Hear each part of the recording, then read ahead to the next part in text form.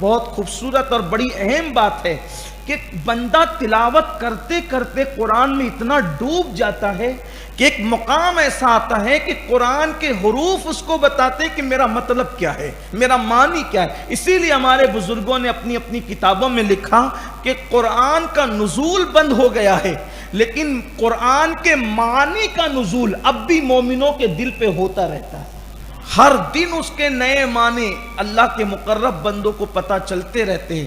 بے شمار معنی ہے قرآن مقدس کے معنی کا، ہم کوئی تعارف یا اس کا تعین جو ہے اس کی حدیں نہیں باندھ سکتے، اس لیے کہ جب دنیا کے سمندر کی کہ کنارے کو ڈھونڈنے کے لیے لوگ جو ہے وہ ناکام ہیں، تو اللہ کے کلام کا جو علم کا سمندر ہے اس کے کنارے تک کوئی کیسے پہنچ سکتا ہے۔ اس میں جو جتنی گہرائی سے اندر جائے گا اتنے اس کو مضامین اور معنی اور فہم قرآن اس پر جو ہے وہ کھلتا رہے گا۔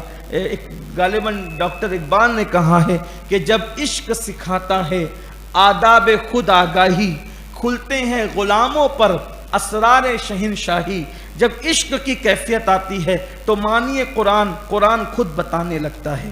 پھر اس کے بعد اللہ تعالیٰ فرماتا ہے کہ یہ وہ بلند رتبہ کتاب ہے، یہ عظیم کتاب ہے کہ اس میں کوئی شک شبے کی گنجائش نہیں ہے۔ بھائی شک کرنے والے تو بہت پیدا ہوں گے اس میں، ایسا نہیں کہ لوگ اس میں شک نہیں کریں گے۔ بات یہ ہے کہ قرآن جو بات کرتا ہے اتنی مضبوط کرتا ہے، کافر تو شک کریں گے، منافق تو شک کریں گے، لیکن قرآن کے واقعات، قرآن کی غیبی خبریں، قرآن کی دلیلیں جب یہ اہل ایمان کے سامنے پہنچے گی تو یا جو اہل انصاف کے سامنے پہنچے گی تو یہ اس کو پڑھ کر کے یقین کریں گے، انہیں شک نہیں آئے گا، کیونکہ وہ دیکھیں گے کہ غیب کی خبر جو قرآن نے بیان کی وہ ہو رہی ہے۔ جیسے مثال کے طور پہ قرآن مقدس نے 1400 سال پہلے جو وہ کئی غیبی خبروں میں سے ایک غیبی خبر یہ بیان کیا تھا، مرج البحرین یلتقیان، کہ دو سمندر ہے اور دونوں ایک دوسرے سے ساتھ میں مل کر کے بہتے ہیں مگر ملتے نہیں ہیں، ایک دوسرے کے اندر ضم نہیں ہوتے ہیں، وہ ساتھ میں ملتے ہیں۔ کیوں؟ برزخ لا یبغیان، کہ اللہ نے اس کے درمیان ایک جھلی اور ایک دیوار پیدا کر دی۔ اس وقت کسے پتا تھا کہ دنیا میں کوئی ایسا بھی سمندر ہوگا؟ لیکن بعد میں قرآن تو بول گیا، قرآن بول گیا، ماننے بعد دیکھو ہمیں کوئی چیز نظر آئے نہ آئے، کوئی چیز قرآن کی سمجھ میں آئے نہ آئے، اللہ کا کلام ہے، ہم نے مان لیا، ہمارے نبی نے بیان کر دیا، ہم نے مان، یہ یقین ہونا چاہیے مسلمانوں کو، بس یقین پیدا کرے۔ صحابہ نے مان لیا، انہوں نے دیکھا نہیں کوئی ایسے سمندر بھی ہے، دو سمندر ہے جو ساتھ میں ملتے ہیں، بہتے ہیں، ملتے نہیں ہیں، دونوں کا پانی آپس میں جو ہے وہ ساتھ بہتا ہے، کیونکہ اس کے درمیان برزخ ہے، جھلی ہے، ایک دیوار ہے گویا کہ قدرت نے پیدا کر دی ہے، نظر نہیں آتی، وہ مان لیا صحابہ نے۔ بعد میں لوگوں کو پتا چلا کہ وہ دو سمندر جہاں ملتے ہیں اور وہ آپس میں ایک دوسرے پہ چڑھتے نہیں ہے، ضم نہیں ہوتے ہیں، تو وہ تو افریقہ کے اندر ہے، ساؤتھ افریقہ میں، اور میں بھی گیا وہاں پر، میں نے بھی دیکھا اس کو، میں وہاں پر پہنچا ہوں، میں نے دیکھا یہ منظر قرآن مقدس کی آیت مبارکہ، لیکن قرآن تو بیان کر چکا۔